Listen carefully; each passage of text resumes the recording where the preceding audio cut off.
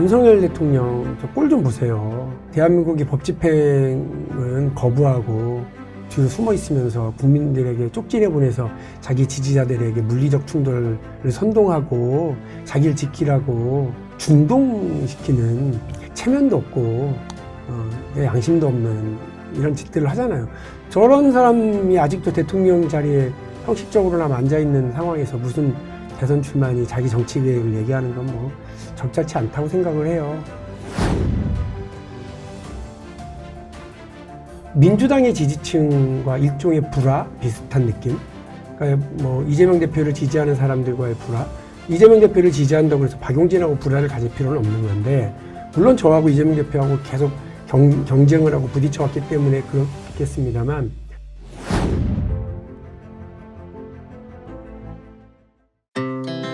Our hearts beat to the city streets. We began to feel the fire. We wanna chase the night, wanna dance to the light. Pull the stars from the sky, just two hearts running wild.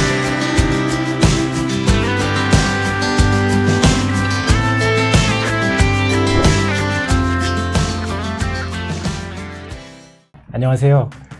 정치인의 과거와 현재를 통해 미래를 살펴보는 KYD 방송의 폴리티션 스토리. 저는 진행을 맡은 정치부 최송무 기자입니다. 옆에는 함께 진행을 맡아주실 스웨덴 린넨대의 최현혁 교수님 모셨습니다. 네, 안녕하십니까. 네, 오늘은 박용진 더불어민주당 전 의원님을 모시고 정치 역정과 철학에 대해 이야기를 좀 나눠보겠습니다. 안녕하세요, 의원님. 네, 안녕하세요. 어서 오십시오. 네, 반갑습니다. 대학교 때 고민이 바탕으로 해서 제대 후에 이제 진보정당 만들기 운동을 시작하셨잖아요. 이제 대선 때부터. 이게 의원님한테 어떤 가치가 됐을까요? 처음에는 그 구호 외치는 걸로, 짱돌 던지는 걸로 세상이 바뀌지 않는다라는 걸 깨달은 거예요. 그게 되게 중요한 깨달음이었거든요. 92년 대통령 선거 때 제가 백기환 후보 선거운동을 했어요. 근데 1%가 나온 거야. 정말 창피해 죽겠더라고요. 어떻게 1%지? 이렇게 많은 사람이 지지하고 우리는 이렇게 좋은 말만 하는데? 근데 생각해보면 어느 주권자가 자신의 주권을 어느 날 갑자기 나타나서 자기를 가르치려고 그러는 사람들한테 그걸 의지를 해요. 누군지도 모르는데 평상시에 촘촘하고 평상시에 꾸준하게 자신들과 호흡하고 변화를 이야기하는 사람들, 그런 세력에게 표를 주죠. 그 단순한 거를 그 군대 가서 깨달았다니까요. 이 사람들 눈에는 보이질 않는 거예요. 그냥 저놈들은 안 돼, 저 나쁜 놈들, 이렇게 욕을 하면서도 그래도 믿음이 있는 거죠. 기존의 정치 세력들에게는. 왜? 늘 보이니까. 늘 뭔가를 하려고 그러고 거짓말을 해도 늘 같이 서로 이렇게 이야기를 하니까 기존 정치 세력에 대한 불신은 있지만 그들에 대한 신뢰가 어느 날 갑자기 나타나서 민중을 위하는, 민족을 위하는 이렇게 주장하는 운동권들보다는 이게 더 낫다. 그럼 우리가 어떻게 해야 되나? 우리가 얘기하는 좋은 거, 우리가 이야기하는 필요한 이야기를 평상시에 할 수 있으려면 그래, 정당이 필요하구나. 선거에 대응하기 위해서뿐만이 아니라 우리 국민들의 삶을 변화시키고 함께 무슨 힘을 모아나가려면 그런 공간과 조직이 필요하겠구나 하는 걸 깨달아서 제대하자마자 그걸 어떻게 하면 할 수 있을까를 막 찾아다녔어요. 그런데 97년 2월에 제대를 했는데 97년 12월에 대통령 선거가 있는 거예요. 그런데 그때 민주노총의 권영길 위원장을 후보로 내서 진보정치 세력이 움직이려고 한다고 그러길래 앞뒤 안 보고 같이 했죠. 그때부터 대통령 선거를 치를 때까지도 힘들었고, 대통령 선거를 또 치렀더니 그때도 1%야. 그래서 이게 쉽지 않구나. 그러면 이걸 기반으로 정당을 만들자고 했는데 그 많은 사람들 다 떠나고 권영길 그리고 저를 포함한 13명이 남았어요. 다시 시작하는 게 97년 12월 겨울부터 그렇게 해서 다시 시작했는데 정말 힘들었죠. 보이지 않는, 이 세상에 있지도 않은 물건을 팔아야 되는 거잖아요. 그러니까 권영길이라고 하는 사람을 앞세워서 노동자들한테 가입원서를 받고 하는 과정이 한 3년 걸렸어요. 3년 동안 겨우 몇천 명. 일주일에 한 3만 원씩 저하고는 3만 원이 되게 여러 인연이 있네. 일주일에 3만 원을 받으면서 그 진보정당 만드는 과정을 계속 했거든요. 그러니까 그 3만 원은 그냥 버스는 타고 와라 이거였고요. 그때 그 생활비, 적어도 제 생활비는 벌어야 되니까 신문 배달을 새벽에 하고 이제 그 아침에 나가는 거예요. 뭐 그때 진짜 오토바이를 잘 안 몰아봤으니까 겨울에 사고가 2번이나 나서 진짜 한바탕면 한 번은 진짜 그 큰일 날 뻔했고. 근데 그런 개인의 어려움과 전체 진보정당을 만드는 과정에 어려움이 있었는데 결론적으로는 그런 거예요. 착한 사람들의 연대의 힘. 이걸 봤어요. 민주노동당이 아까 제가 1000명, 3000명, 10,000명 넘어서는 과정을 쭉 봤거든요. 한 명이 10,000원을 냈어요. 그때 창당을 2000년 1월 31일 날 했는데 그때가 만 한 5,000명 넘어섰을 때였거든요. 15,000명 우습죠? 안 그래요? 그때 돈 10,000원을 내면 1억 5천인 거예요. 네. 한 달에. 1년이면 그게 15억이 넘는 돈이 있는 거예요. 그리고 그분들이 또 거기에 연말이면 세액공제로 정치보험을 정당에 이렇게 또 냈어요. 그 중에 한 10,000명 정도가 그런 걸 해주셨거든요. 그러면 또 10억인 거예요. 국회의원은 없지만 민주노동당이 했었던 얘기가 뭐였느냐면 부유세를 걷어서 무상의료와 무상교육, 지금 대한민국에 실현해 놓고 있는 그 얘기를 주장하고 처음 시작했었던 정치 세력인 거죠. 그걸 나중에 민주당이 받아서 같이 실현을 하고 하는 과정이 그로부터 10년 뒤였거든요. 되게 의미 있는 시작을 한 거죠. 97년에 대통령 선거 때 실패하고 2000년 선거 때 실패하고, 그런데 2년 뒤에 전국적으로 11명이었나 9명이었나의 그 광역 비례의원들이 들어간 거예요. 그리고 2년 뒤 2004년 총선에 국회의원이 10명이나 당선이 되고요. 한국 정치사에 큰 기적 같은 일이 벌어진 거죠. 그러니까 이게 꾸준히 준비하고 사람들에게 설득하고 하면 국민들의 마음을 열어주시는 과정. 이거를 같이 했던 사람이 누구야? 노동자, 그리고 서민, 이런 분들이 정말 그래, 이런 세상이 필요해, 이런 목소리가 필요해 라고 10,000원씩 모아준 이 착한 사람들의 연대의 힘이 어마어마했죠. 노사모가 또 그런 거 아니겠어요? 제가 겪진 않았지만 노사모가 없었으면 저는 노무현 대통령은 그냥 약간 돈키호테 같은 주장, 삼김 정치 시대의 삼김 정치 타파를 얘기하고, 지역 감정이 넘치는 지역주의 정치 시절에 지역주의 타파를 얘기하는, 지역주의 정치를 타파를 주장하는 돈키호테죠. 그런 정치인으로 끝났을 거예요. 지금도 우리 국민들 가슴과 뇌리에 남아있는 정치인이 될 수 있었던 건 노사모라고 하는 힘, 착한 사람들의 선한 연대의 힘이 있었기 때문이죠. 지금은 그야말로 독한 사람들이 독한 말을 막 내뿜잖아요. 저는 이런 독한 사람들의 독한 연대, 그런 독한 정치, 이게 우리 국민들한테 아주 안 좋은 영향을 미친다고 보고요. 우리 사회도 안 좋다고 봅니다. 착한 사람들의 연대의 힘을 믿고 평범한 거, 그렇지만 정직하고 상식적인 거, 그런 힘이 얼마나 센지를 보여줘야 된다고 생각하고 있어요. 사실 그 진보정당 운동이 분열이 돼서 사실은 조금 안 좋은 결말이 지금 있잖아요. 그때 굉장히 많은 동지들한테도 많은 비판을 받으셨고, 좀 이렇게 민주당으로 옮기신 이유는 무엇일까요? 세상을 단 1cm라도 바꿔보고 싶었어요. 민주노동당을 통해서 그런 걸 할 수 있을 거라고 생각을 했고요. 또 그런 변화를 만들어내지 못했던 건 아니죠. 그러나 한국의 정치 현실과 선거법, 그리고 정치 제도가 그대로 있는 한, 두 개의 정당 사이에서 의미 있는 목소리를 내는 정도 이상의 것을 하기는 어렵겠구나 라고 하는 걸 느꼈고요. 그래서 결단을 했어요. 박용진처럼 지난 10년 동안, 그리고 더 길게 보면 20년 동안 진보 정치의 가치를 실현시키기 위해서 지역구에서, 중앙에서 열심히 한 사람이 있으면 손들어라. 없지? 적어도 내가 열심히 한 거면 다 인정하지? 그러면 우리 평가해보자. 우리가 지난 10년 동안 우리가 잘못한 거 있어? 우리가 잘못해서가 아니라 이게 한계야. 그러면 이 한계를 뛰어넘기 위해서는 대통합하고, 진보 정치 세력이 자유주의 정치 세력부터 진보 정치 세력까지 다 같이 함께 힘을 합쳐서 가는 건 어때? 이 제안을 한 거죠. 근데 비판도 하고 욕도 많이 먹고 같이 했던 친구들한테도 너 왜 그러냐 이제 이런 소리 많이 들었지만요.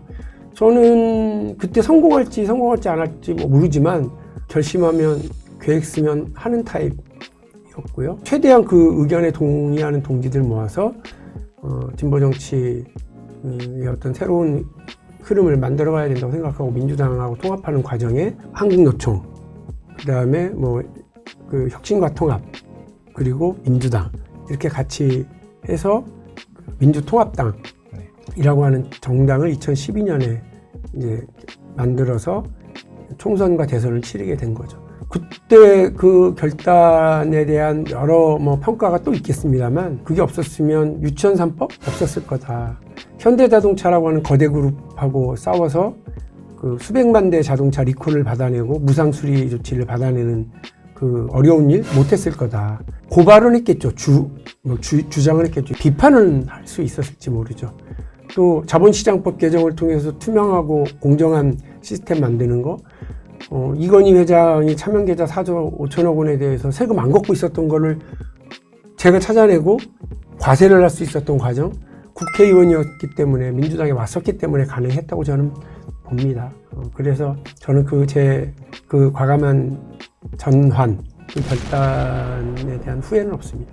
의원님께서 여러 가지 활동을 하셨는데 그중에 또 사실은 유치원 3법이 제일 대표적인 법안으로 기억 남는 네. 것 같아요. 그 이후에 그 법을 실행을 해내면서 어떤 걸 얻으셨나요? 유치원 3법 할 때 너무 놀랐어요. 이런 당연하고 작은 거 하나 이렇게 바꾸려고 그러는 거 아니겠어요?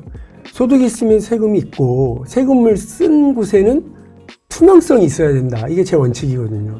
이건희 회장이라고 하는 그 높은 분한테도 세금 내시오라고 하는 거 우리 국민 다 그러는데 그 돈 있고 힘 있고 빽 있는 사람들도 다 똑같이 해야 된다. 이게 제 원칙이니까 적용을 그렇게 하려고 애를 썼고. 그런데 이제 우리 국민들이 낸 소중한 세금 갖다 썼는데 나 몰라라하고 어디로 쓰는지 아무도 감시를 안 하는 거잖아요. 근데 에듀파인이라고 하는 그 시스템을 당신들도 써라 라고 하는 그 당연한 얘기를 학교로 교육기관으로 여러 혜택은 다 받으면서 의무는 안 하려고 그러는데 그 의무를 하라고 그랬더니 세상에 국회에 막 500여 명이 쫓아오셔가지고 거의 제 멱살을 잡고 악을 쓰고 국회를 뒤집어 엎어놓고 와 대단하시더만요. 그리고 막 길바닥에서 몇만 명이 모여가지고 집회를 하는데 박용진은 빨갱이고 그리고 길거리에다가 이렇게 막 걸어놨더라고요. 그 대단하대 그분들의 그 저항. 근데 그 저항을 뚫고 나가는 과정이 1년 한 4개월이 걸렸거든요. 그러니까 저도 독한 놈이지. 그냥 그렇게 해서 딱 뜨면 보통 그걸로 끝나는데 제가 국민들한테 좀 뭐 시선 좀 받으려고 한 게 아니라 제도의 변화하고 시스템의 변화를 만들어내려고 하니까 법을 바꿔야 되거든요. 그 1년 4개월 동안 하는데 힘들더라고요. 그러니까 국회 안에도 그분들 이익을 지켜주려고 그러고 특히나 뭐 지금 자유한국당 그 당시에 이걸 말도 못하고 그들은 결국은 유치원 3법 발목 잡고 필리버스터까지 하고 막 그랬거든요. 근데 그 과정을 뚫어내는 게 협업. 나 혼자가 아니라 나는 원칙적으로 잘 지켜나가면서 누군가가 또 그 박용진의 그 강경함을 바탕으로 협상도 하고 타협도 만들어내고 그걸 저하고 제일 잘했던 사람 2명을 지금 뽑아라. 그러면 그 당시 그 교육부 장관이었던 유은혜 장관 정말 잘했고 그리고 우리 조승래 간사 지금 이제 삼선 의원 되셔서 하고 있는 대전에 조승래 그 교육위원회 간사가 정말 잘했어요. 제가 흥분하고 이렇게 막 하면 자제도 시키고 박 의원 요건 내가 알아서 할게 짜리하게 협상도 하고요. 결과적으로 보면 유치원 3법은 누더기법입니다. 제가 통과시킨 법입니다만 누더기법입니다. 왜? 협상하고 타협했기 때문에 그렇습니다. 정치는 내주고요. 그래도 뼈를 취해야 됩니다. 작은 살점 하나씩 내주더라도 뼈를 취하고 핵심을 얻어내면 된다고 봅니다. 유치원의 그 핵심인 그 회계 투명성 그거를 딱 정착하는 걸로 끝났어요. 그리고 뭐 나머지 우려하는 것들 이런 것들은 다 어쨌든 다른 분들의 의견을 듣고 조정하고 해서 통과시켰습니다. 의원님이 지난 대선 때 민주당 이재명 그때는 후보였죠. 후보랑 경선에서 맞붙으셨잖아요. 기억이 나는데 지금 사실 탄핵 이후에 또다시 이제 조기 대선 흐름으로 가고 있잖아요. 총선 이후에 이번에 다시 정치 활동을 재개하셨는데 혹시 대선 출마 의지가 있으신 건가요? 물어보는 분들은 많은데 지금 제 상황에서 그 문제에 대한 결론을 내리기는 참 쉽지 않아요. 일단 현역 국회의원도 아니고요. 동원할 수 있는 가용 자원도 별로 없는 상태인 것도 뭐 솔직히 말씀드리면 그렇고요. 윤석열 대통령 저 꼴 좀 보세요. 대한민국이 법 집행은 거부하고 뒤로 숨어 있으면서 국민들에게 쪽지내 보내서 자기 지지자들에게 물리적 충돌을 선동하고 자기를 지키라고 중동시키는 체면도 없고 양심도 없는 이런 짓들을 하잖아요. 저런 사람이 아직도 대통령 자리에 형식적으로나 앉아있는 상황에서 무슨 대선 출마니 자기 정치 계획을 얘기하는 건 뭐 적절치 않다고 생각을 해요. 그러나 정치인이고 지난번 대통령 선거에 내가 한번 해보겠다고 손을 들었던 사람이고요. 당대표 선거에도 내가 한번 해보겠다고 손 들고 움직였던 사람으로서 책임 있는 대답은 준비해야 된다고 생각을 하고 고민을 계속 하겠습니다. 네. 사실 정치는 정치적인 뜻이 맞는 사람이 모인 집단이잖아요. 집단끼리 하는 것이고 세력들이 힘을 얻어야 사실 대통령 후보도 되실 것이고 당대표도 되실 것인데 지금 사실 좀 말씀하신 대로 그런 세력이나 핵심 열정적인 지지자가 조금 약하다는 평가가 있는데 어떻게 좀 보완하실 생각이세요? 정확한 지적이시죠. 그러니까 박용진의 장점과 단점 이런 걸 다 한다고 그러면 사람들이 다 그렇게 얘기하시는 것 같은데 박용진 사람은 참 똑똑한데 한대야. 그리고 그 다음에는 뭐 주변에 세력이 없잖아. 같이 하는 개파가 없잖아. 이렇게들 얘기하시잖아요. 이재명 대표가 당대표로서 저한테 뭐 공천 주지 않고 개헌이 아닌 상태로 하는데 어떤 역할을 했는지 모르겠지만 별로 뭐 원망하거나 미워하거나 하진 않아요. 오히려 이 상황에 딱 제가 말씀드린 것처럼 이걸 어떻게 좋게 잘 활용해보지? 그렇게 좀 생각을 하고 있고 그래서 적지만 지난 대통령 선거 경선, 당대표 선거 과정에서 박용진을 지지하고 도와줬던 전국의 사람들 이런 분들을 다시 만나고 또 힘 모으고 있는 중이고요. 정치와 미래라고 하는 단체로 조직으로 지금 힘을 모으고 있는 중이에요. 거기에 뭐 기본적으로 박용진하고 뜻을 같이 했던 분들이라서 소중한 모임이지요. 아직 뭐 작기는 한데 네이버에 팬카페도 만들어져 있더라고요. 네. 그래서 박용진을 좋아하는 분들 혹은 응원하려고 하시는 분들이 어쨌든 모여서 이런저런 뭐 힘들을 모아주고 계시는 것도 제가 지금 유심히 좀 보고 저는 아직 가입 안 했지만 이게 유심히 보고 있고 행여나 이게 악성 팬덤이 되지 않고 네. 우리 정치에 좋은 역할을 하실 수 있기를 기대를 하고 저도 응원을 또 그분들을 하려고 해요. 같이 정치를 했던 전현직 의원분들도 계속 지금 만나고 있거든요. 네. 그분들하고 뜻을 같이 해서 그 한국 정치의 미래, 민주당의 변화를 같이 도모하고 또 힘을 합치고 이렇게 해 나가려고 합니다. 말씀 주신 것처럼 박용진의 단점이면 그건 극복하고 또 세력을 모아나가는 쪽으로 변화시켜 나가야죠. 제가 변하지 않고 어떻게 세상을 바꾸겠어요. 네. 저는 그렇게 노력해 나가려고 합니다. 저서를 보면 사실은 소통과 설득에 대한 얘기들이 상당히 많더라고요. 이런 대통령이 되시겠다라고 했을 때도 사실 소통과 설득에 대한 얘기가 굉장히 많았고 이번에도 준비를 어느 정도 하시면서 내가 어떤 사람이 되겠다, 어떤 대통령이 되겠다 뭐 이런 류의 생각이 좀 있으셨나요? 지도자의 핵심 덕목은 저 용기라고 봐요. 다양한 걸 제시하는 분들이 많거든요. 저는 진짜 용기라고 봐요. 무슨 용기냐. 제가 갖추고 있다고 얘기하는 게 아니에요. 저도 갖춰 나가야 된다고 생각하고 스스로에게 얘기하는 건데요. 첫 번째는 절제를 할 용기, 두 번째는 손 내밀 용기이고 세 번째는 아니라고 말할 용기거든요. 자기의 권력이고 자기의 권한이라고 생각하더라도 절제해야 돼요. 그걸 절제하고 하지 않으면 룸이 생기질 않아요. 그 공간이 생기지 않으면 무슨 타협과 소통을 하겠습니까? 두 번째는 손 내밀 용기인데 진짜 꼴보기 싫잖아요. 어떤 사람은. 근데 그 사람하고도 파트너가 되면 손 내밀어야죠. 내가 뭐만 아니면 저놈은 가만 안 뒀어. 이렇게 얘기하더라도 안녕하셨어요. 이렇게 해야죠. 정치인은 왜 내가 잘 되려고 그러는 게 아니라 나에게 이런 자리와 기회와 권한을 주어서 대한민국이 조금이라도 좀 타협하고 뭔가 균형을 만들어서 앞으로 나갈 수 있게 하는 역할을 조정자의 역할을 하라고 해준 거니까 정치인을 하겠다고 했던 거니까 그 역할을 잘하기 위해서 꼴배기 싫은 사람하고도 손 내밀 용기가 필요하죠. 마지막으로는 나의 열성 지지자들 요구하는 걸 아니라고도 얘기할 줄 알아야 돼요. 제일 힘든 것 같아요. 만델라가 그랬던 것 같은데, 만델라는 아시겠지만 그 노벨 평화상 받은 사람 아니에요? 근데 이 양반 사실은 폭력주의자예요. 그래서 민족의 창이라고 하는 ANC, 아프리카 민족회의의 무장단체, 군사조직을 창립하고 이끌던 총사령관이에요. 그런 사람이 감옥에서 생각이 변하고 백인 정부와 타협을 하고 평화롭게 정권 교체를 이뤄내는 그 위대한 일을 했잖아요. 그 위대한 일을 하는 과정 내내 자기 지지자들, 자기 자식 같은 자기가 키워낸 그룹의 리더들, ANC 같은 동지들이 배신자라고 욕하고 떠나고 심지어 그 와이프하고도 결별하고 이런 뭐 엄청 힘든 일을 겪더라고요. 물론 제가 만델라처럼 무슨 돈독한 지지를 받고 있는 사람은 아닙니다만 언제든 지지자들에게 이건 아닌 것 같습니다 라고 말할 수 있는 용기와 멀리 보는 해안은 가지고 있어야 된다고 봐요. 그때 만델라가 그래 우리 같이 싸우자, 싸워서 우리가 우리 힘으로 권력을 세워보자, 우리가 우리 힘으로 할 수 있다 했으면 그 남아프리카 내전으로 한 200만이 죽었을 거라는 거 아니에요? 네. 그런 비참한 상황을 막아낸 지도자의 용기가 저는 그때라고 생각합니다. 마지막 질문 드릴게요. 저희 KYD 방송이 그러니까 청년에게 희망을 주자라는 의미거든요. 그런 이제 청년 세대에게 좀 해주시고 싶은 말씀이 있을까요? 얼마나 좋으십니까?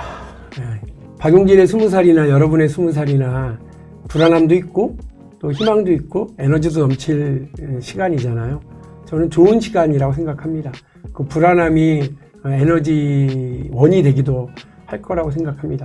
다만 여러분들에게 저도 기성세대니까 한 가지 약속을 드린다면 평범하지만 정직하고 상식적인 사람이 대접받는 세상 만들게요.